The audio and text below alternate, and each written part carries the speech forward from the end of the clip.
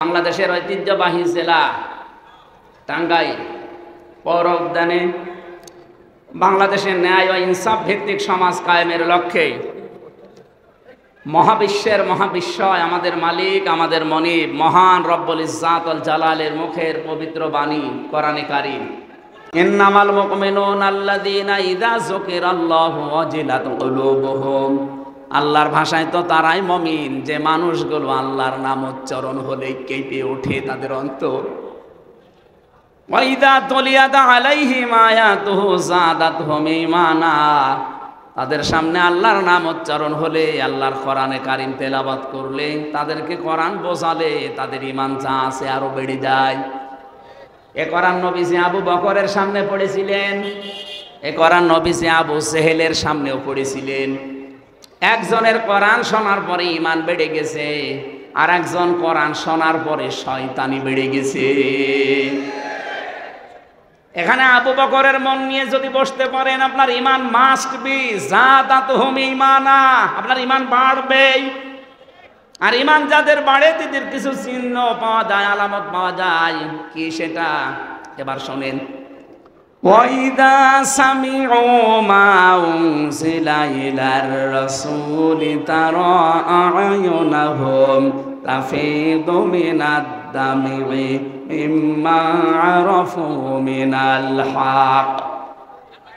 সূরা মায়েদার 83 নম্বর আয়াতে আল্লাহ জানিয়েছেন, হে নবী, যখন আপনি তাদের সামনে কোরআনে কারীম শোনাবেন, যদি ওরা উপলব্ধি করতে পারে, বুঝতে পারে, দেখবেন মনের অজান্তেই কখন ওদের চোখ দিয়ে পানি পড়ছে। কোরআনের আলোচনায় সবার চোখে পানি আসবে না, ডিস্টার্ব যারা করছে ওদের গুনাহ হবে হোক। কিন্তু কোরআন শোনার পরে যদি আপনার যোগ্যতা থাকে বোঝার মতো, উপলব্ধি করার মতো, আপনি দেখবেন কখন আপনি কাঁদতেছেন টেরও পাননি, এমনি আপনার চোখ দিয়ে পানি গড়িয়ে পড়বে।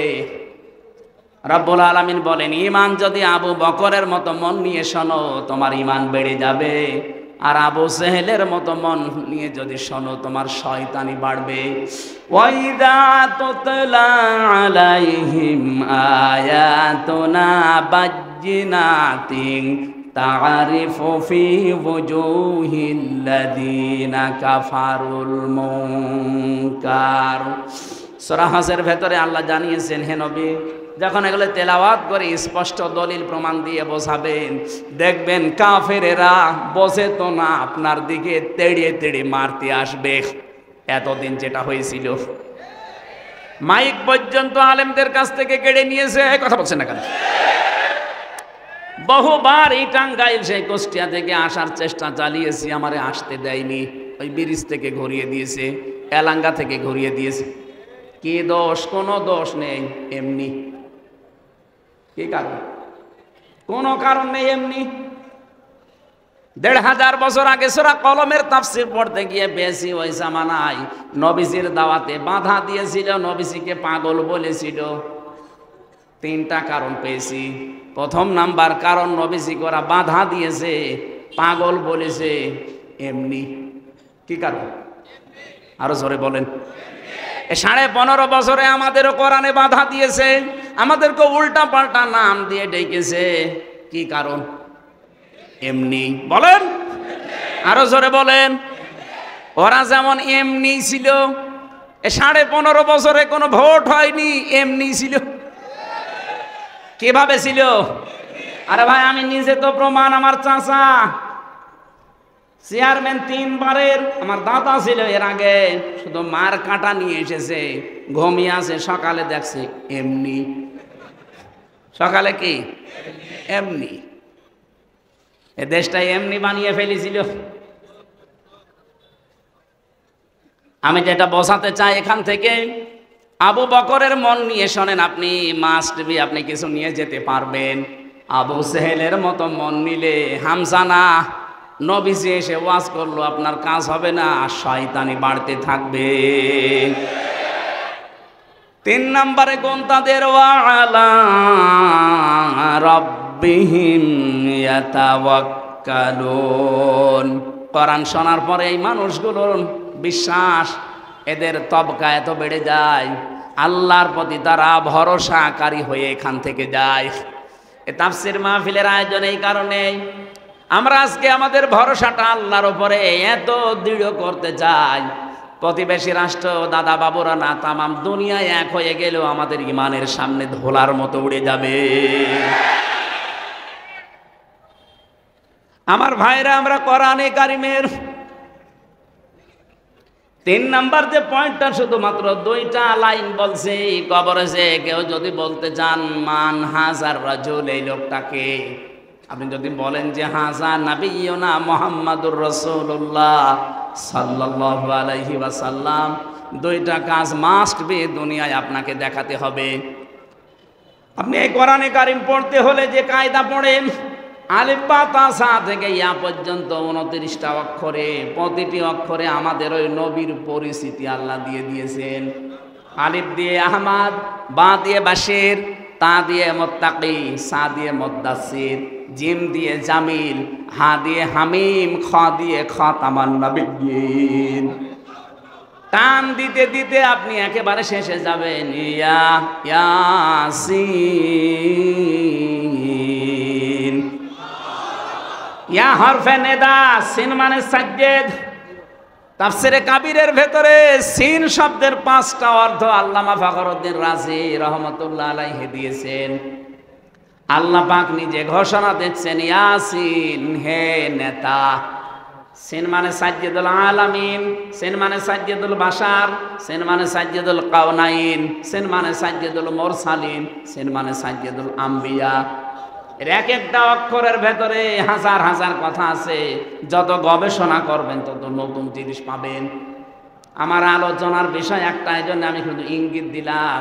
আজ যারা আল্লাহর ঘোষণা দেওয়া নেতা ইয়াসিন, বিশ্বনবীকে যারা নেতা মানেন না, অন্য কাউকে যারা নেতা মানেন, আপনি বিশ্বাস করতে পারেন কবরে যে আপনি ধরা খাবেন।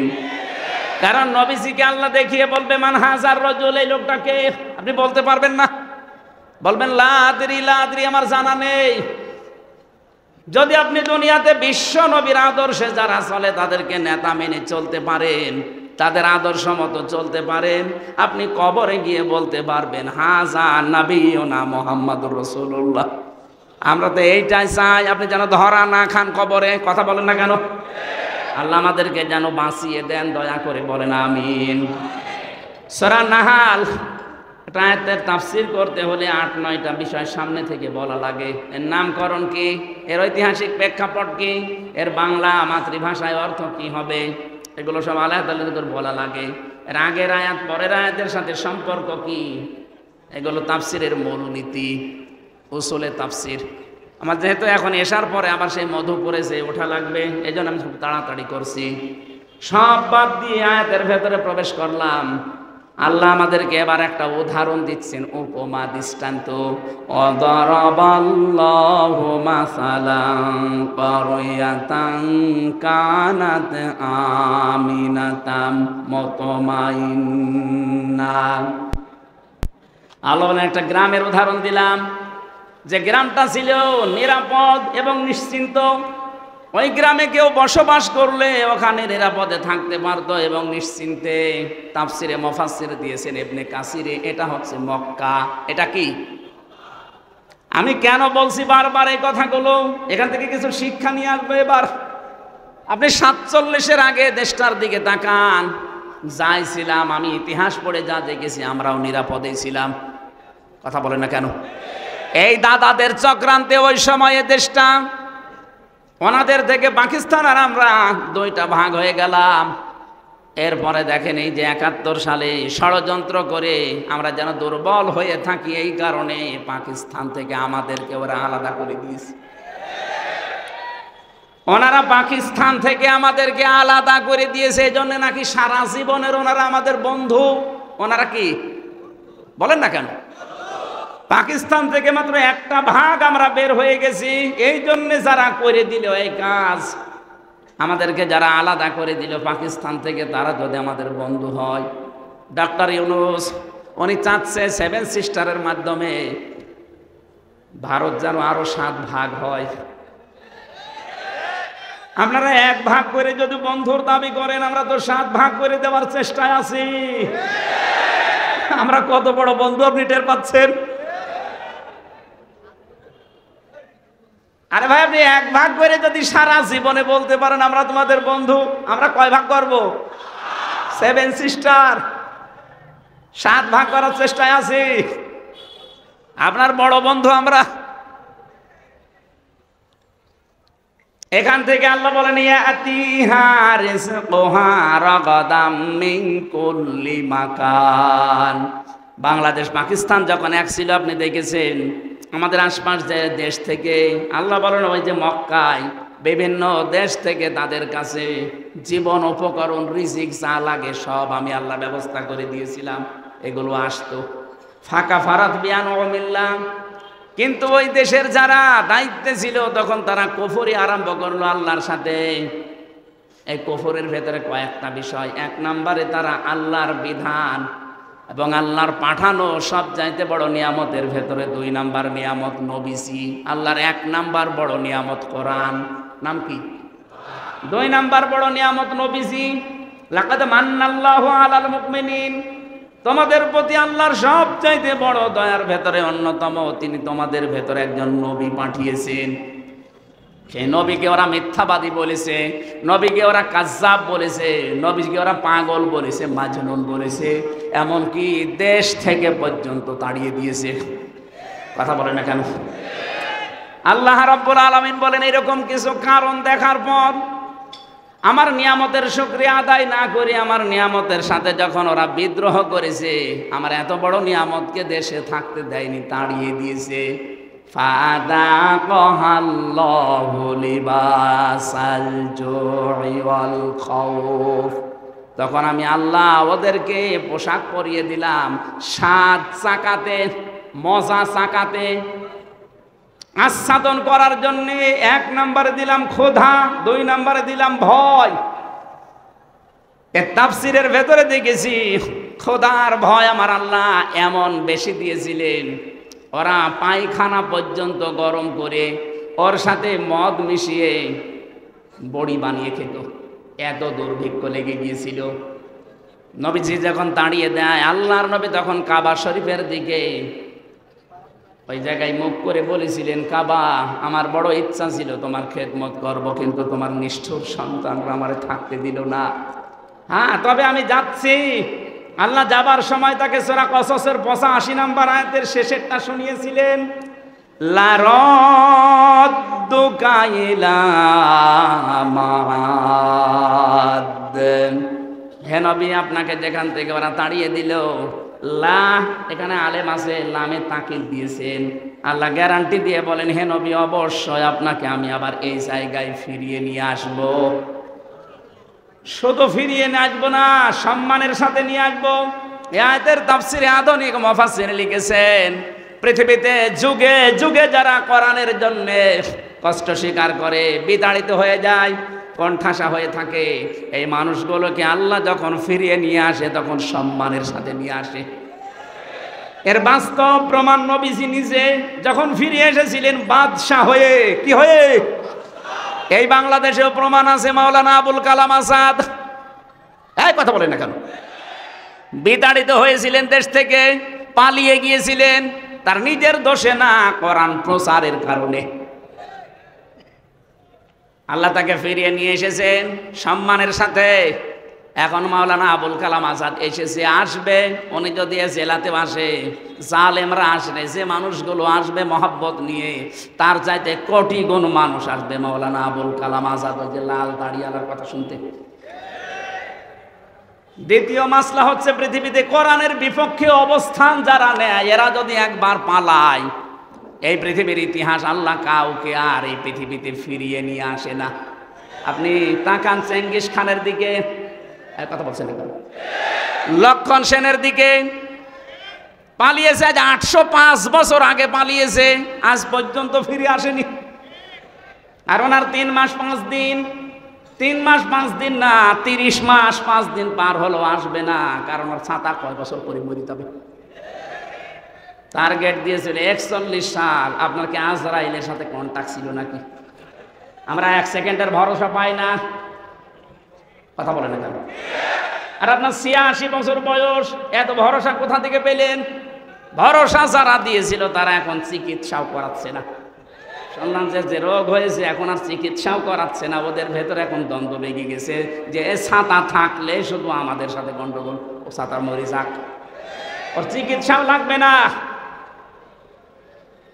কোরআনের বিপক্ষে অবস্থান নিয়ে যদি আপনি কণ্ঠাসা হয়ে পড়েন, যদি পালিয়ে যান, যদি বিতাড়িত হন, নির্বাসিত হন, জীবনে আর ফিরে আসতে পারবেন না, সে লাইন শেষ।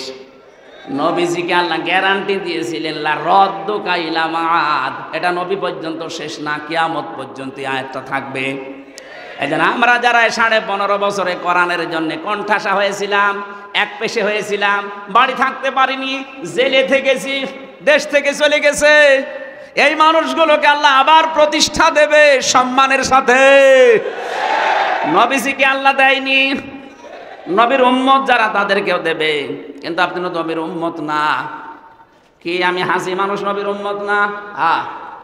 নবীর উম্মত না, এই জন্য বলছি। বিশ্ব নবী যেই দিন নবুয়ত পাওয়ার পরে বাড়িতে আসলেন, স্ত্রীকে বললেন আমাকে ঢেকে দাও, আমি ভয় পেয়েছি।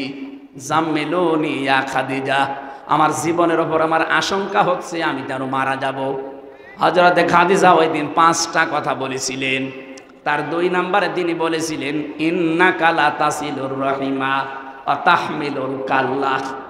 হে আমার স্বামী আবুল কাসেম, ভয় পাবেন না, আপনি তো রক্তের সম্পর্ক ঠিক রাখেন, আপনি ভয় পান কেন? দুনিয়ায় যারা রক্তের সম্পর্কগুলো ঠিক রাখে তাদের কোনো ভয় নেই। কি করলেন 15.5 বছরে? আমরা আপনার আত্মীয় স্বজন ছিলাম না? কথা বলছেন না? আপনি মিলান যে কোনো কায়দায় আমরা আত্মীয় স্বজন ছিলাম, এই জন্য কেউ ভাবি, কেউ আপা, কি বলতাম না? আমরা আপনাকে আপা বলে ডাকতাম, আর রংপুরের বিভাগের লোক আপনাকে ভাবি বলে ডাকত। কেউ কেউ মানুষ কন্যা নাম দিয়েছিলাম। এত রকমের সম্পর্ক আপনাদের সাথে আমাদের। কি করলেন আত্মীয়র সম্পর্কগুলো? একটাও ঠিক রাখেননি। যে কয়টা ঠিক ছিল সেই কয়টাও শেষ করে ফেলেছেন। অন্তত ফরিদপুরে বিয়ে দিয়েছিলেন মেয়েটার, সেখান থেকেও মেয়েটা বাদ দিয়ে নিলেন, সেই রক্তের সম্পর্ক শেষ। কার সাথে সম্পর্ক আপনার ঠিক আছে? তাহলে রক্তের সম্পর্ক যারা নষ্ট করে তাদের ভেতরে ভয় ঢুকিয়ে দেন কে? বলেন। এত ভয় পেয়েছে দুপুরে খাবার খাবে, সে সময় পায়নি। দ্বিতীয় শব্দটা কি বলেছিলেন?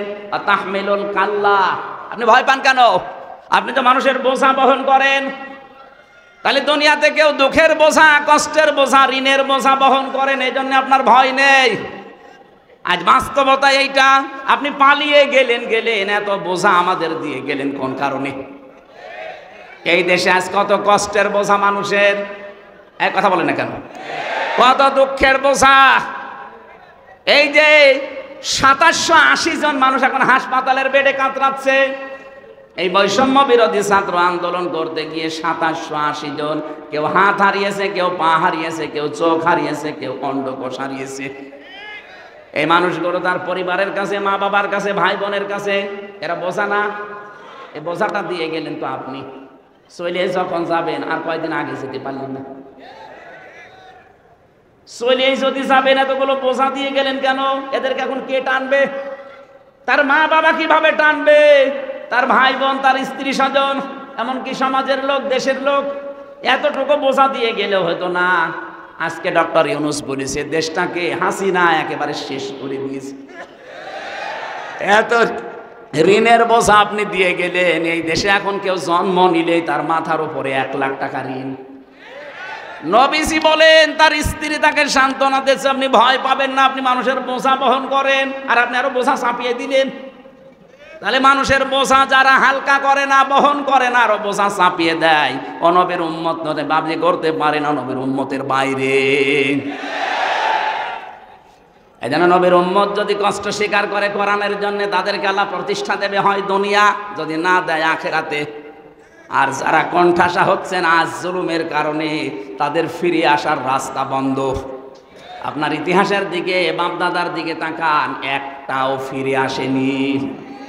চেঙ্গিস খান তাহলে ফিরে আসতো, হিটলার ফিরে আসতো, লক্ষণ সেন ফিরে আসতো, ওরা যখন আসে না আপনারাও আসবেন না, আর আপনারা না আসলে আমরা খুশি। আমরা চাই অন্তত হস্ত করেছেন হাজী সাহেব, আল্লাহ বিল্লাহ করে বাকি জীবন কাটান, তাও কিয়ামতের ময়দানে হয়তো হাসির কাতারে দাঁড়াতে পারবেন। আর যা আরম্ভ করেছেন হাসির কাতারে না, শেষ পর্যন্ত দেখা যাবে আবু জেহেলের কাতারে দাঁড়িয়ে আছে। আল্লাহ রাব্বুল আলামিন বলেন, তারা আমার নিয়ামত গুলো পাওয়ার পরে যখন নবীকে পর্যন্ত দেশে থাকতে দেয়নি, আর 15.5 বছরে আল্লাহর নিয়ামত গুলোর সাথে কি করলেন? নবী এখন নেই, নবীর ওয়ারিস আছে আলেম। কথা বলেন না কেন? আপনি, আমি তো নিজে সাক্ষী। আমি ছোট হই খাটো হই, আমার নামের আগে তো একটু আলেম লেখা আছে। আমার মাজার উপরে দড়ি লাগিয়ে, আমার পায়ের সাথে ডান্ডা বেড়ি দিয়ে, তবে একটা না দুই পায়ে দিয়ে আবার এই মাজার সাথে আবার আরেকবার আটকিয়ে দেয়, পেছনে হাত হ্যান্ডকাপ দিয়ে বেঁধে, মনে হচ্ছে গরু টেনে নিয়ে যাচ্ছে। এটা তো আমার উপর গেল, বাকি আলেমদের অবস্থা তো আরা খারাপ করেছিলেন। মাওলানা মামুনুল হক কি করেছেন, তার হুইল চেয়ারে করে নিয়ে যাওয়ার একটা ব্যাপার। 3টা বছর লোকটা আমার পাশে ছিল। আমি সত্যি করে বলছি, লোকটা ভালো মানুষ আমার দৃষ্টিতে, কারণ 3 বছর এক ঘরে আমি দেখেছি লোকটার ঈমান, লোকটার আমলের ভার কত। আমি একটা যুবক মানুষ, আমিও তো হাফেজ, 1-1.5 পারা পড়লে আমার পায়ে ব্যথা করে, অথচ ওনার বয়স 50, আমার বয়স 33। আমার এখন 33 আর ওনার মনে হয় 53। ওই সময় 52 ছিল, এখন আর 1 বছর হয়ে গেছে। ওনার 53, আমার 33, আমার ভাইতে 20 বছরের বড়, অথচ এক রাকাতে লোকটা প্রায় 1.5 পারা 2 পারা 3 পারা করে পড়তো। লোকটার ইমানের তুলনায় আমলও ভালো, লোকটা আসলে ব্যবহার আচারও ভালো, কারণ বাবা ভালো। তো কি করেছিলেন তার সাথে রিমান্ডে, সব বলতো যে হামজা বাইরে থাকে ভাবতাম কি আমরা নিজেরা কাদা ছোড়াছড়ি করি, আরে ভেতরে এসে কি দেখছি আলেমরা সব এক জায়গায় রেখে দিয়েছি। এবার যদি জীবনে বাইরে যেতে পারিও সব বাদ, সব আমরা আগে এক হব। চেষ্টা চালাচ্ছে, কিছু কিছু ফেউ লেগে আছে পেছনে, যারা এতদিন মুনাফিকি করেছে, যারা কওমি জননী নাম দিয়েছে, তাদের কারণে পেরিয়ে দিচ্ছে না। কত বড় মানুষ, মানে বিবেক কত মরে গেলে এরকম একটা জালেমকে কওমি জননী দিতে পারে। এত দুর্নীতি করেছিল এই দেশে, 350 এমপি তো পালিয়েছে, জাতীয় মসজিদের ইমাম পর্যন্ত পালিয়ে গেছে। কয়দিন পরে আবার এসেছিল জোর করে দখল করার জন্য, জনগণ জোতা দিয়ে পিটিয়েছে। পরের দিন আবার স্ট্যাটাস দিয়েছে, জোতা মেরেছে তাই কি আমার গায়ে লাগেনি। আরে শয়তান, তোর গায়ে লাগবে? মানুষ কত নিচে নামতে পারে। ওই জামানায় নবীর সাথে বিয়াদবি করেছিল, এই জন্য আল্লাহ 2টা পোশাক পরিয়েছে, একটা ভয়ের আর একটা ক্ষুধার। এই জামানায় যারা আল্লাহর নবীর ওয়ারিসদের সাথে খারাপ ব্যবহার করলেন, মাওলানা জসিমউদ্দিন রহমানী সাহেবকে জঙ্গি মামলা দিয়ে 10, 11 বছর 12 বছর পর্যন্ত বিনা কারণে আপনি আটকিয়ে রাখলেন। এই লোকটাকে এত কষ্ট দিয়েছে, আমি অনেক 20 দিন দেখা করেছি তার সাথে, এত কষ্ট দিয়েছে, এক ব্লকে 24 ঘন্টা 5 বছর কারোর সাথে কথা বলতে দেয়। আন্দাজে এক তকমা পেয়েছে জঙ্গি। কিসের জঙ্গি? সবচাইতে বড় জঙ্গি তো তারা যারা মানুষ হত্যার সাথে জড়িত। এই গণহত্যা এখন প্রমাণ হচ্ছে, সবচাইতে বড় জঙ্গি তারা, এর সাথে যারা জড়িত ছিল। এটা বিশ্বে প্রচার করা দরকার যে এরা আসল জঙ্গি। এরা এতদিন এইটা কাজে লাগিয়ে দেশের হাজারো মানুষকে গুম করেছে, খুন করেছে, আয়না ঘরে রেখেছে। আয়না ঘরে আমারও প্রথমে নিয়ে গিয়েছিল 10 দিন, আমি দেখেছি ওখানে মানুষ কত কষ্ট করে।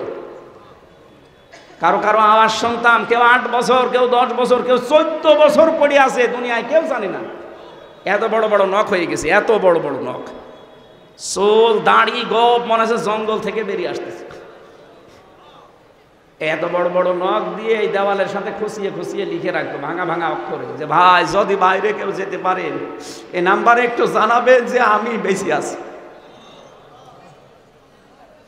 1.5 মিনিট 2 মিনিট সময় দেয় টয়লেট করার জন্য, 1.5 মিনিট। পচা ছোলা দিয়ে যেত কয়েকটা সকালবেলা, আর দুপুরবেলা 1 মুঠ ভাত দিত, মনে হচ্ছে কেউ মাখিয়ে দিয়েছে।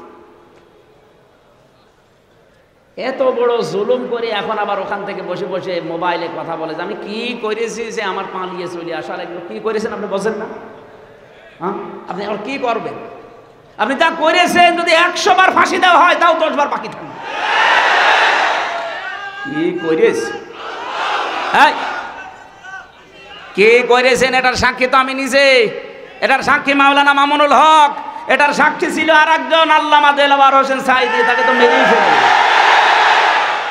লোকটার কত আশা ছিল, এই কত আশা ছিল, আমার সাথে দেখা হয়েছিল ভেতরে একদিন, কত আশা ছিল লোকটার যে বের হবে কোরআনের ময়দানে আবার কথা বলবে, মিথ্যা কথা বলে তার বের করে নিয়ে ইনজেকশন দিয়ে মেরে ফেললেন। আপনি খনি যে কয়জন ছিল দায়িত্বে ওদেরকে যদি ওই ডিম দেওয়া যায় ঠিক বলে ফেলবে, ডিম দেওয়াও লাগবে না। আমার মাঝে মাঝে ডিম নিয়ে এসে বলতো হুজুর এই যে এইটা কি, আবার ওই যে বড় বড় অস্ত্র নিয়ে এসে বলছে এইটা দিয়ে আমরা নখ তুলি রিমান্ডে থাকাকালে। ওদেরকে এগুলো একটু দেখানোর দরকার যে বল কেন ইনজেকশন দিলি, কার হুকুমে দিলি, আমার মনে হয় সব বলে ফেলবে। আর এখন আবার মিথ্যা কথা, এই জালেমদের পক্ষে এখনো সাফাই গায় অনেকে যে কি করেছে, ওনার পালিয়ে চলে যাওয়া লাগলো, কি করেছে আপনি টের পাচ্ছেন না। আপনার বাপ যদি 14 বছর থাকতো আপনি টের পেতেন। 900-র উপরে বেডিয়ার এখনো পর্যন্ত জেল খাটতেছে বিনা কারণে, কিচ্ছু জানে না। যারা মাস্টার মাইন্ড তারা তো ঠিক পালিয়ে গেছে, অথচ 900-র উপরে মানুষ। আমার সাথে দেখা হয়েছিল পঞ্চগড়ের এক মুরব্বী, এই ছেলে আছে এখন, তাহাজ্জুদ পড়তে ওঠার সময় দেখতাম একটা দীর্ঘ শ্বাস দিত, আর 1 মাস পরে লোকটা রিটায়ার্ড হয়ে যাবে, সারা জীবন দেশের জন্য সব দিয়ে গেল, অথচ 14 বছর জেলে আছে। রাতের বেলা তাহাজ্জুদের সময় দেখতাম একটা আওয়াজ দিত, আমার মনে হয় এটা আরো সে ধাক্কা খেয়েছে। জালেম এমনি পড়েছে, কত মানুষের বরদোয়া লিখে আছে আপনি জানেন? আমার ছোট মেয়েটার পর্যন্ত বরদোয়া লিখে আছে। পিজন ভ্যানের সাথে ও ঝুলেছিল, আমরা ওইটা দেখেননি? শয়তান পর্যন্ত মন হয় কেটে ফেলিস, আর ওই শয়তানদের মন নরমই হয় না। মামলা দিয়েছে, জামিন পাওয়া আমার যদি অধিকার থাকে, অধিকার আছে না, আমার জামিন হবে না। লাল কালি দিয়ে রেখেছে মাওলানা মামুনুল হক, আমির হামজা, এদের হবে না, কিয়ামত হয়ে গেলেও হবে না। এত বড় বড় জুলুম করেছে আর এখনো জালেমদের পক্ষে সাফাই গান। আপনি মানুষ, আপনি জানোয়ার। ওরা নবীদের বিরুদ্ধে অবস্থান নিয়ে ওদেরকে আল্লাহ পোশাক পরিয়েছিলেন, খোদার পোশাক, ভয়ের পোশাক। আল্লাহ এই জামানায় নবীর ওয়ারিসদেরকে অত্যাচার করার কারণে খোদার পোশাক আর ভয়ের পোশাক, বারবার দুর্ভিক্ষের ভয় দেখাতো। বিমা কানু ইয়াসনাউন, কারণ তারা যে কাজ করেছিল এই কাজের জন্য আল্লাহ শাস্তি দিয়েছে। ফাতিল কাবয়তুহুম খাবিয়াতাম বিমা সালামু। আল্লাহ পাক বলেন এই সেই ঘর, খাবিয়াতান আমি উজাড় করে দিয়েছি, পরিত্যক্ত বানিয়ে দিয়েছি, জনশূন্য করে দিয়েছি, সার শূন্য করে ফেলেছি, বিমা সালামু, তাদের জুলুমের কারণে। এই আয়াতটা 1500 বছর আগে নাজিল হওয়া, অথচ 2024 সালের 5 আগস্টে মনে হচ্ছে বিকাল 5টায় আল্লাহ আর একবার নাজিল করেছে। আপনি তাকান সারা বাংলাদেশের দিকে, 630টা থানা আছে কম বেশি এদেশের, যেখানে যেখানে জালেমদের ঘর ছিল ওই জায়গাগুলো আল্লাহ উজাড় গৃহ বানিয়ে দিয়েছে। আমার কুষ্টিয়ার হানিফ সাহেবের বাড়ি, এটা সাহেব বলা ঠিক না, হানিফের বাড়ি, কি এনো সাহেব বলা ঠিক না, কারণ সাহেব হওয়ার যোগ্যতা তারা হারিয়ে ফেলেছে।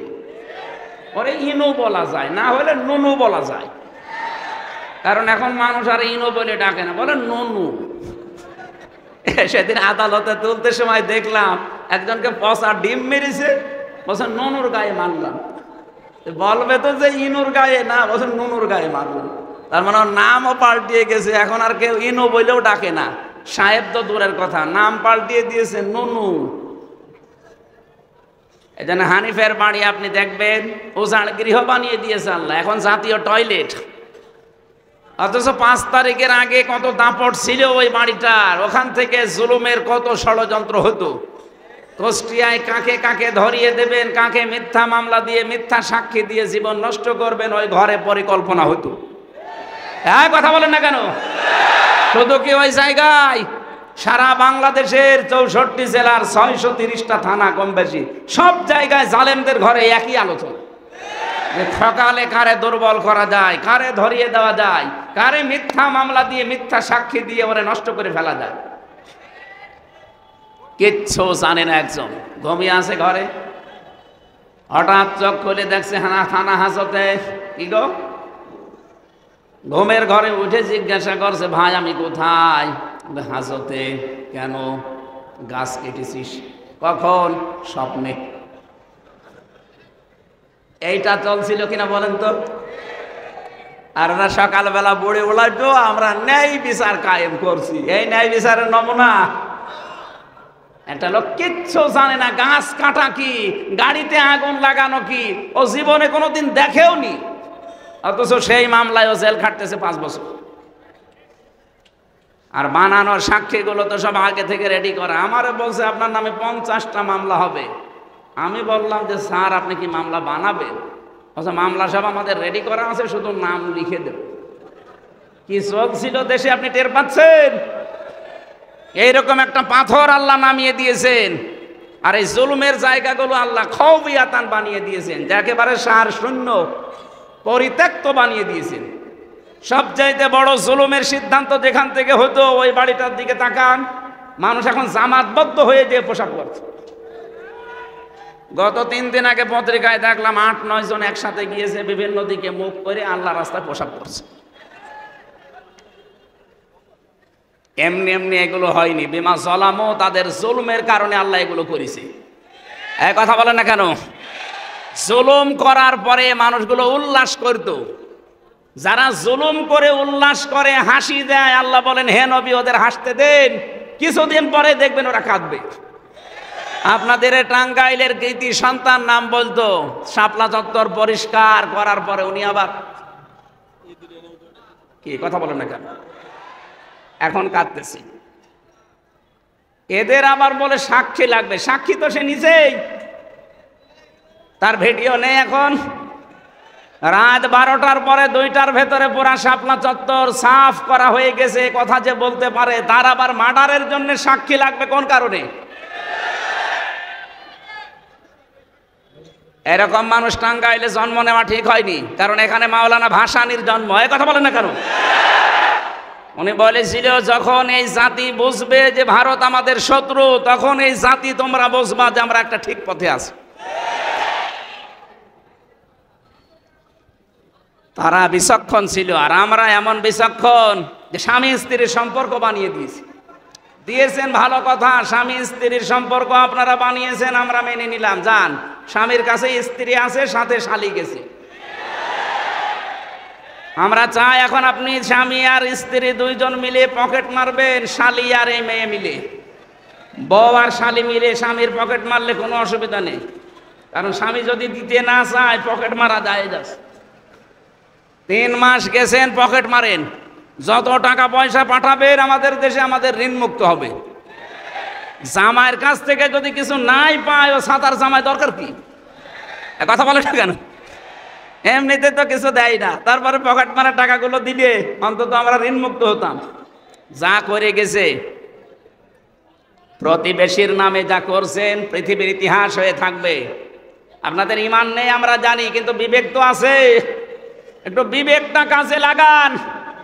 এই বাংলাদেশে আজ পর্যন্ত কোনো মন্দির ভেঙে মসজিদ বানানো হয়েছে কোনো রেকর্ড নেই, অথচ ভারতের বুকে কতগুলো মসজিদ ভেঙে মন্দির অলরেডি বানানো শুরু হয়ে গেছে। এই আপনার প্রতিবেশীর আচরণ, কি জবাব দেবেন আপনি তামাম দুনিয়ার মানুষের কাছে? গুজরাটে এতগুলো মানুষকে হত্যার সাথে আপনারা জড়িত। এখনো পর্যন্ত ফিলিস্তিনে মানুষ মরছে, এখনো পর্যন্ত কথা বলছেন না কেন? না, এগুলো সীমা লঙ্ঘনকারীকে আমাদের যিনি মালিক, আপনারা যাকে উপরওয়ালা বলেন, আমরা মালিক বলি। আমাদের আল্লাহ সীমা লঙ্ঘনকারীকে পছন্দ করেন না। ইন্নাল্লাহা লা ইউহিব্বুল মুতাদিন। আপনারা থামবেন, নয়তো হাসি যা আরম্ভ করেছেন অট্ট হাসি, হাসি কিন্তু বেশি দিন থাকবে না।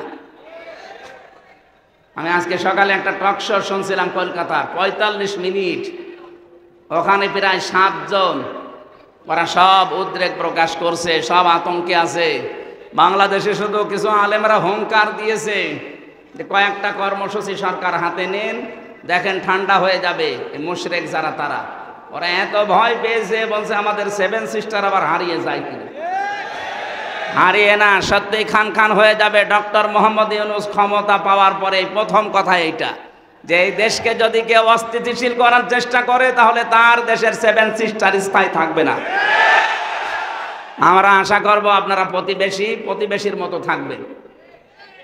এদেশের সবাই আপনাদের কাছে সমান, কেন একটা দলকে আপনারা টানবেন? এদেশে কি ওনারাই শুধু আমরা মানুষ না? কথা বলেন না কেন? এই জন্য আমরা আপনাদেরকে উত্তম প্রতিবেশী দেখতে পাই, যদিও এটা আশা করা ভুল। কারণ যারা খনিকে আশ্রয় দেয়, গণহত্যার সাথে ওনারা জড়িত, এটা প্রমাণ হয়ে গেছে। এতদিন পর্যন্ত যাদের নামে মিথ্যা মামলা, ধর্ষণ বলেন আর হত্যা বলেন আর আগুন লাগানো বলেন, এই মামলা দিয়ে যাদেরকে ফাঁসি দিয়ে দিলেন, এদের নামে সাক্ষী ছিল না। কারণ সাক্ষী দিতে হয় দেখে দেখে, তারা সব শুনে শুনে সাক্ষী দিয়েছে। কথা বলে না কেন?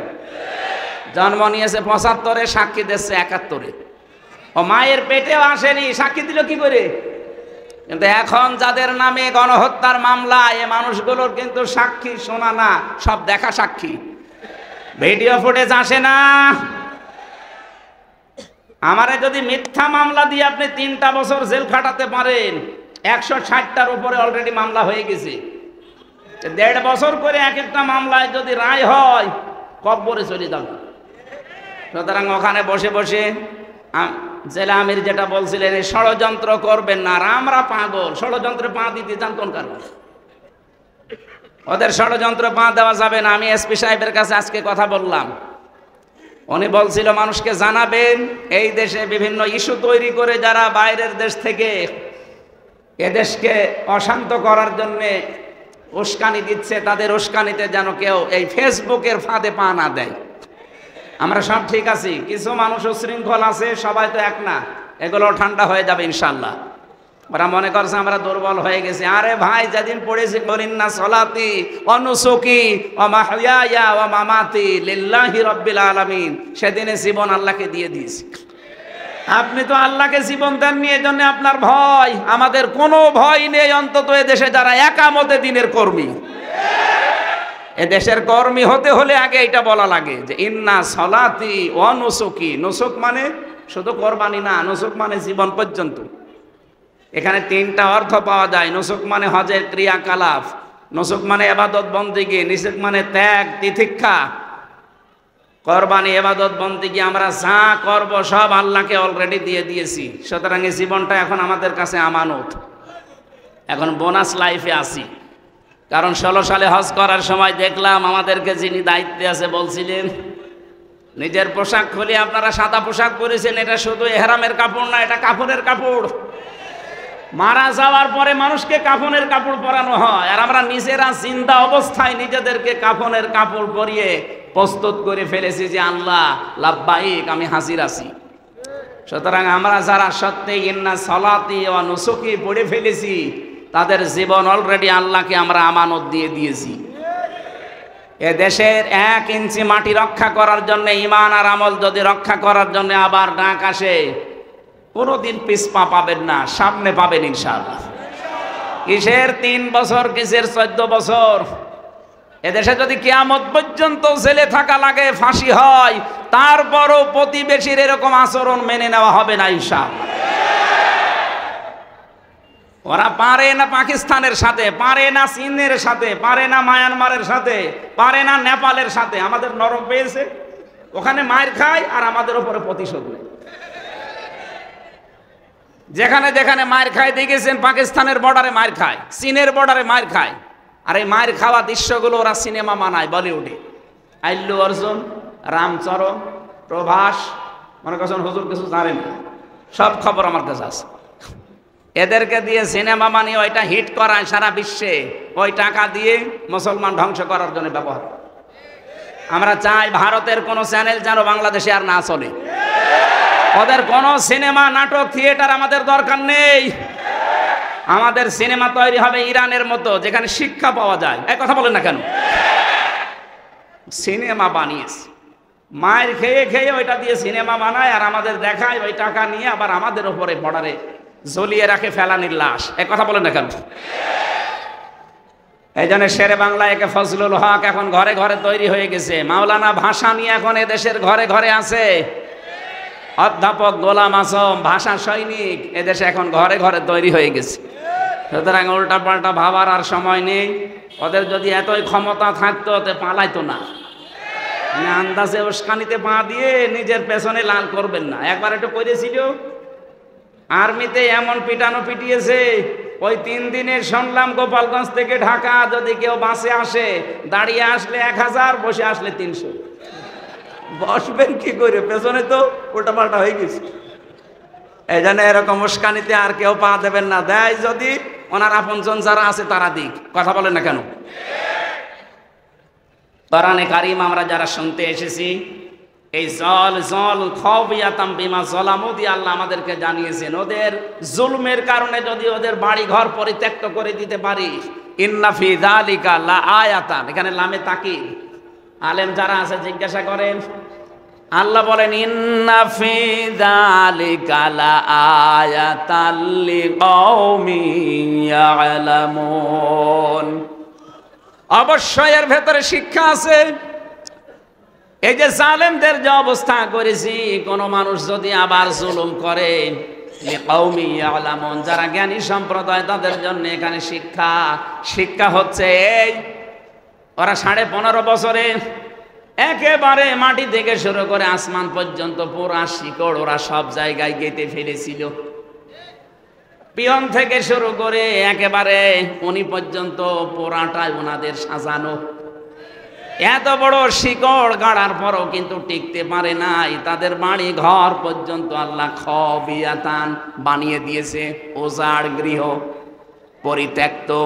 শয়তানও এখন যেতে ভয় পায়। এখান থেকে আমাদের শিক্ষা নেওয়া দরকার। ওরা যদি এত কিছু শিকড় তৈরি করার পরে 15 বছর একাধারে অবৈধ থাকার পরও টিকতে না পারে, জুলুম করার কারণে ওদের বাড়ি ঘর যদি উজাড় গৃহ হয়ে যায়, জনশূন্য আল্লাহ বানিয়ে দিতে পারে। আগামীতে যারা চেয়ারে বসবেন, এরা যদি আবার জুলুম শুরু করেন, আপনাদের বাড়ি ঘর আল্লাহ কিন্তু উজাড় গৃহ বানিয়ে দেবে। আমি আশা করি বোঝাতে পেরেছি। এরপরও যদি কেউ না বোঝার ভান করে থাকেন, এদিকে আসেন। আমরা চাই আগামীতে যারা যাবে তারা যেন জুলুম না করে, কারণ এটা একটা ঘৃণিত কাজ। আমার আজকের তেলাওয়াতকৃত আয়াতে এগুলো সামনে আসবে ইনশাআল্লাহ। একটা গ্রামের উদাহরণ আল্লাহ এখানে আমাদেরকে শুনিয়েছেন কিছু শিক্ষা দিতে। আমি আয়াতটা মিলিয়ে দেখলাম বাংলাদেশের সাথে অলরেডি খাপের খাপ, মমতাজের বাপ মিলে যাচ্ছে। আমরা ওইভাবে কথা বলবো, তাফসির আকারে লিখে দিয়েছেন তাফসিরুল কোরআন মাহফিল ইনশাআল্লাহ। কোরআনে কারিম আজ পর্যন্ত যারা শুনতে এসেছে নাজিল হওয়ার পরে কিয়ামত পর্যন্ত যারা শুনবে, এই মানবতা 3 শ্রেণীতে বিভক্ত। 1 নম্বরে কোরআন শুনলেই বাধা দিত, এরা কাফের। এরা কি? এই 15.5 বছরে কোরআনের কথা শুনলেই বাধা দিত এমন মানুষ পাওয়া যায়নি। হয়তো সরাসরি বলে নাই যে হবে না, কিন্তু 14 জায়গায় অনুমতি নেওয়া লাগবে, এই সিস্টেম করেছিল। বিষয় একই, যাতে মাতাল হলো তাহলে ঠিক ছিল। একটা ছেলে শুধু ফুল ছেড়ে গাছে, পাশের বাগানের মালিকের ছেলে এসে বলছে, চাচা আপনার এই ছেলে আমাদের বাগানের ফুল ছেড়ে বারবার, আপনি কিছু বলেন না কেন? চাচা বলছে ওই ছেলেটার একটু মাথা খারাপ, এই কারণে ছেড়ে। ভাতিজা বলছে, চাচা ওর মাথা খারাপ, পাশেই তো আপনার বাগান, ও বাগানের ফুল তো ছেড়ে না। চাচা বলছে ওর মাথা খারাপ, তবে অত খারাপ না। ওরা যাতে মাতাল হলো তালে ঠিক ছিল। দেখেছেন 96% মুসলমান এখানে একবারে বলে না যে না কোরআনের অনুষ্ঠান হবে না, কিন্তু যেন না হতে পারে এই জন্য 14 জায়গায় পারমিশনের ব্যবস্থা করেছিল। কেউ যাবেও না 14 জায়গায়, কোরআনের কথা শুনবেও না। আলহামদুলিল্লাহ পাথরটা সরে যাওয়ার কয়েকদিন পরেই এদেশের গোয়েন্দা বিভাগের সর্বোচ্চ যিনি দায়িত্বে আছেন আমার হোয়াটসঅ্যাপে কল দিয়েছিল। আমার বলছে, হুজুর বাংলাদেশের 56,000 বর্গ মাইলের যেখানে ইচ্ছা কোরআনের কথা বলবেন, কারো অনুমতি নেওয়া লাগবে না। যদি কেউ একটু উসবিস করে বাধা দেয়, শুধু আমারে জানাবেন, ওর ঠ্যাং ভেঙে ফেলবো। আমি বললাম, স্যার আপনি এতদিন ছিলেন কোথায়? আমি নতুন দায়িত্ব পেয়েছি, আমি একজন মুসলমান, মুসলমানের দেশে অন্যান্য ধর্মের কথা বলতে যেমন কোনো বাধা নেই, 96% মুসলমানের দেশে আল্লাহর কোরআনেও কোনো বাধা থাকবে না। কোরআনে কারিম শুনলেই বাধা দেয়। 1 নম্বরে আল্লাহ জানিয়েছেন এরা কাফের। সূরা হামিম সেজদা 26 নম্বর আয়াতটা দলিল। 2 নম্বরে কোরআন শুনতে আসে, বিশ্বাসও করে, কিন্তু যখন দেখে যে এগুলো আমার সাথে মিলছে না, তখন আস্তে করে কেটে পড়ে। এর নাম মুনাফিক। এর নাম বলেন বলেন। সূরা নিসা 61 নম্বর আয়াতে এই তথ্য আছে। এখানে যারা এসেছেন অধিকাংশ মানুষ আমরা বিশ্বাস করছি কোরআন আল্লাহর কিতাব। কোরআন কার কিতাব? হামজা এসেছে কুষ্টিয়া থেকে, ও বানিয়ে বলবে না, যা বলবে কোরআন থেকে বলবে, এইটাও বিশ্বাস করে। কিন্তু যখন দেখে যে না একই বলছে, তো আমার সাথে মিলছে না, তখন আস্তে করে পেছন দিক থেকে কেটে পড়বে। দেখেন কোনটা ওঠে, ওই যে একটা চলে যাচ্ছে। শুধু পোশাক পায়খানার বিড়ি খাওয়া বাদ দিয়ে কেউ যেতে পারবেন না। বিড়ি খাওয়ার নেশা যদি খুব লাগে, খেয়ে চলে আসবে, কিন্তু একেবারে চলে যাবেন না, খেয়ে আবার চলে আসবেন। আসবেন তো? বলছে ইনশাল্লাহ। আর মানে ও খাবে। কি সেলাই আসলাম না, এটা ছেড়ে দেওয়া দরকার ভাই। ছাগলেও খায় না এটা, আর আপনি খান। আপনি ছাগল। আশা করছি ছেড়ে দেবেন, ওই বদ অভ্যাস বাদ দেবেন। তাহলে মুনাফিক হচ্ছে তারা যারা কোরআনে কারিম শুনতে আসে, বিশ্বাস করে, কিন্তু যখন নিজের সাথে দেখছে না এগুলো তো মিলছে না, আস্তে করে কেটে পড়বে। আমি জেলে যাওয়ার আগে একবার খুলনা, ওটা রূপসা থানায় এক মাহফিলে সভাপতি আমার কানের কাছে এসে বলছে, হুজুর এখানে রাজনৈতিক দলের বিভিন্ন লোকজন আছে, আপনি মাটির নিচের ওয়াজ করেন। ঠিক আছে, তো মাটির নিচে সর্বপ্রথম প্রশ্ন হবে মার রব্বুকা, তোমার রব কে? এই প্রশ্নের জবাব যদি কেউ দিতে চায়, তাহলে দুনিয়ায় তার 5টা জিনিস মানা লাগবে। কয়টা বলেন না কেন? 1 নম্বরে রব মানে সৃষ্টিকর্তা হিসাবে আপনি কাকে মানবেন? 2 নম্বরে রব মানে মাবুদ, যিনি ইবাদত পাওয়ার যোগ্য। 3 নম্বরে রব মানে আইনদাতা। 4 নম্বরে রব মানে অভিভাবক। 5 নম্বরে রব মানে পথ প্রদর্শক। শুধু বানিয়েই শেষ করে দেয়নি, পথ দেখিয়েছে। এই 5টা বিষয় যারা আল্লাহকে মেনে নিতে পারবে দুনিয়ায়, তারা কবরে যেয়ে বলতে পারবে রব্বি আল্লাহ। একটা একটা করে যে ব্যাখ্যা দিয়েছি, সৃষ্টিকর্তা, মাহবুদ, আইনদাতা। আল্লাহর আইনে দেশে চলে তো বস, হুজুর মাটির নিচের বস দরকার নেই, উপরে বস করে। উপরে কি হবে তাহলে? আফা গায়রা দীনিল্লাহি ইয়াবগুন ওয়ালাহু আসলামা মান ফিস সামাওয়াতি ওয়াল আরদ তাওআ ওয়া কারহা ওয়া ইলাইহি ইরজাউন। তোমাদের কি হয়েছে? কোন দিকে দৌড়াচ্ছ? তোমরা কি আল্লাহর দিন বাদ দিয়ে অন্য কোনো কিছু তালাশ করো? অত থাকতে হবে দুনিয়ায়। এই 5টা বিষয় যদি দুনিয়ায় মানতে পারেন, আপনি কবরে যেয়ে বলতে পারবেন দীনুন আল ইসলাম। এবার আমারে বলছো, হুজুর এসব দরকার নেই, আপনি পরিবার নিয়ে বলেন। পরিবার নিয়ে মানে কবরে নেই, জমিনে নেই। পরিবারটা কোন জায়গায়? পরিবার জমিনে না। বলছে থাক, পরিবার নিয়ে বলেন। স্বামী স্ত্রীর গন্ডগোল কেন হয়? এইটা ঠিক আছে না?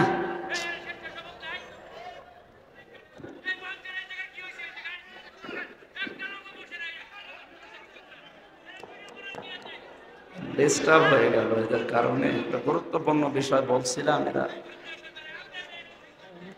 এই জন্যে এই মাঠের ময়দানের এগুলো আমার আসতে মনে পড়ে না। সেমিনার হলে একটু ভালো হয়। একটা বিষয় এত কষ্ট করে যদি বুঝিয়ে ও না বোঝে,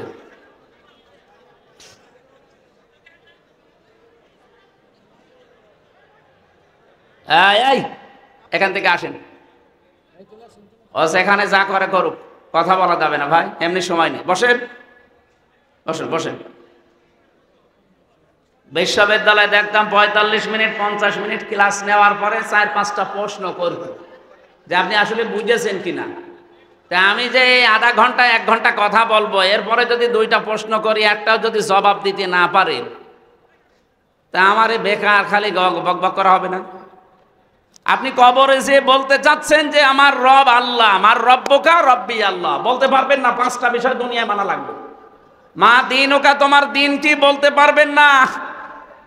আমি লাইভ দেখছিলাম, মনে হয় কি ডক্টর রফিকুল ইসলাম চলে গেছে, উনি মনে হয় এই পয়েন্টটা বলেছিলেন যে খালি জোব্বা গায়ে দিয়ে পাগড়ি মাথায় দিয়ে বুজুর্গর নাম করো, অথচ পৃথিবীতে কত অন্যায় হচ্ছে প্রতিবাদ করাকে দুনিয়ার কাজ মনে করো। দাঁত খুলে ফেলবে আল্লাহ। বন্ডামি করা জায়গা পাও না, আমার ইমানই তো নেই। ইমানের যে ক্যাটাগরি গুলো বলছিলেন না, জালিকা আদাফুল ঈমান, তার ইমানের সর্বনিম্ন পর্যায়ে যে মনে মনে ঘৃণা করে, ঘৃণা তো করেই না, আরো জালেমদের সাপোর্ট দিস। আবার বলে যে আমি বুজুর্গ, আমি হক্কানি, বিশাল জব্বা ওনার মতো গায়ে দিয়ে মনে হচ্ছে কি আসমান থেকে পালিয়ে এসেছে। আপনি মা দীনুল ইসলাম যদি বলতে চান, অবশ্যই আপনাকে 5টা বিষয় দুনিয়ায় দেখাতে হবে যে আমি মানি। আপনার আনুগত্য নেই, আপনার ইখলাস নেই, আপনার আকীদার বিশুদ্ধতা নেই, উন্নত চরিত্র তো বালাই নেই, লেনদেন স্বচ্ছ নেই, কিভাবে বলবেন দীনুল ইসলাম? 3 নাম্বারটা তো আরো কঠিন। মান হাজার রাজুল, এই লোকটা কে ছিল? আপনি যদি বলতে চান হাজা নাবিয়্যুনা মুহাম্মাদুর রাসূলুল্লাহ, 2টা বিষয় মাস্ট বি আপনাকে মানায় লাগবে। আমি সামনে যদি যাই, সামনে দেখছি উনি আমার এইটা বলার উদ্দেশ্য হচ্ছে আমি যেন কোনো পারিবারিক জীবন, সামাজিক জীবন, রাজনৈতিক জীবন, অর্থনৈতিক জীবন এগুলো যেন না বলে ওই সাংসারিক জীবনে যা আছে স্বামী স্ত্রীর ঠোকামুখি ওইটা বলে শেষ করি। ঠিক আছে, স্বামী স্ত্রীর গন্ডগোল কেন হয়? সূরা নিসার 34 নম্বর আয়াত পড়লাম যে এই কারণে গন্ডগোল হয়, আর এটা মেটানোর পদ্ধতি এই মনাজাত করে বাড়ি গেলাম, যাওয়ার পরে ওনার বাড়িতে খাবার দেখি ছাতা কথা বলছে না, মুখ গোমরা করে আছে। কি চাচা, কি হয়েছে? বলছে হুজুর আমার বউর সাথে যে আমার গন্ডগোল, আপনি জানলেন কি করে? জানবো কি করে? না, আপনাকে হয়তো কেউ বলে দিয়েছে। আজকে আমার যা যা হয়েছে আপনি তাই তাই বললেন। আজকে আমার বউর সাথে আমার হাতাহাতি হয়েছে, আপনি তাই বললেন। আমি আরে আমারে কেউ তো বলে দেয়নি, আমার একজন বলেছে। কে? 1500 বছর আগে এই কোরআনে আল্লাহ জানিয়েছে যে স্ত্রীর সাথে কেন গন্ডগোল হয়। তা আপনি আমারে নিয়ে যেয়ে লাগাবেন কোথায়? যদি মুসলমানিতে লাগান, আমি ওই জায়গায়ও বের করব যে মুসলমান কেমন করে হওয়া লাগে। এক কথা বলছে না কেন? আমাদের জাতির পিতা ইব্রাহিম আলাইহিস সালাম, উনি মুসলমান না হিন্দু? আমরা অনেকে মনে করি মুসলমান মানে কেটে ফেলা। না, জেলে যাওয়ার পরে এই যে পাশের জেলা আপনাদের গাজীপুর পাশে না, কাশিমপুরে ছিলাম আমি 3 বছর। ওখানে যিনি ছিলেন দেবদুলাল, এই লোকটা যখনই জেলখানায় আসতো, এই জেলার একেবারে সবাই চিল্লিয়ে বলতো ফুল হাতা আসতেছে। ফুল হাতা মানে মুসলমানই দেয়নি। আমরা যারা আছি আমরা কি হাফ হাতা, আমরা কি? আর উনি ওই দিন বুঝেছিলাম যে আল্লাহ হাফ হাতা কি আর ফুল হাতা কি।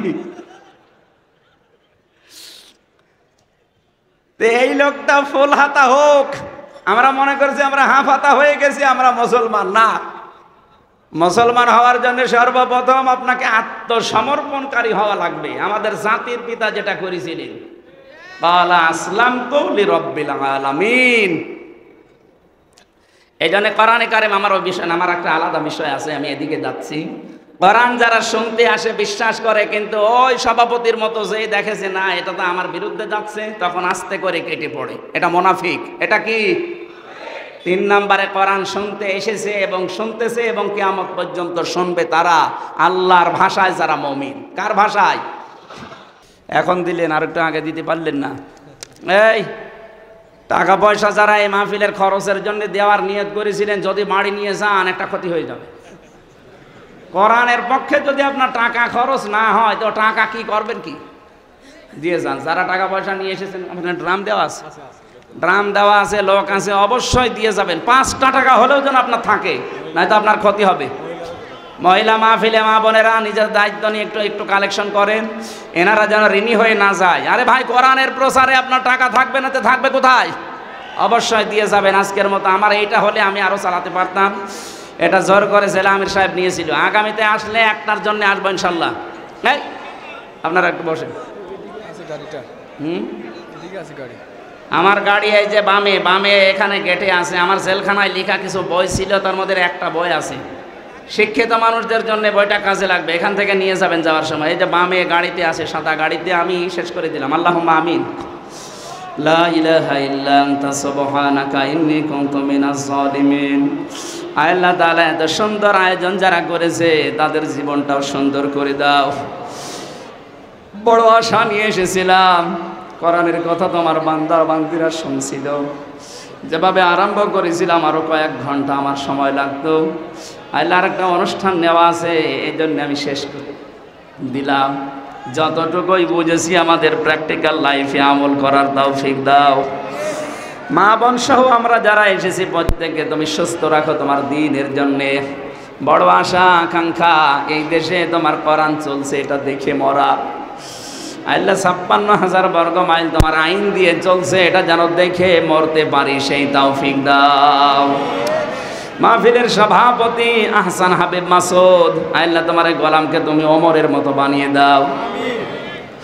আমাদের ওস্তাদের ওস্তাদ এসেছে হাফেজ মাওলানা হাবিবুল্লাহ ইকবাল, আল্লাহ তাআলা আল্লামা ইকবালের মতো তাকে কবুল করে নাও। যত আলেম ওলামা এখানে বসে আছে, যারাই আমরা এসেছি সবাইকে তোমার হাতে সুপর্দ করলাম। এই টাঙ্গাইলের মাটি তুমি ইসলামের ঘাঁটি বানিয়ে দাও। বারাকাল্লাহু লানা ওয়া লাকুম ফিল কোরআনিল আযীম। মরণ আসলে যেন বলতে পারি লা ইলাহা ইল্লাল্লাহু মুহাম্মাদুর রাসূলুল্লাহ।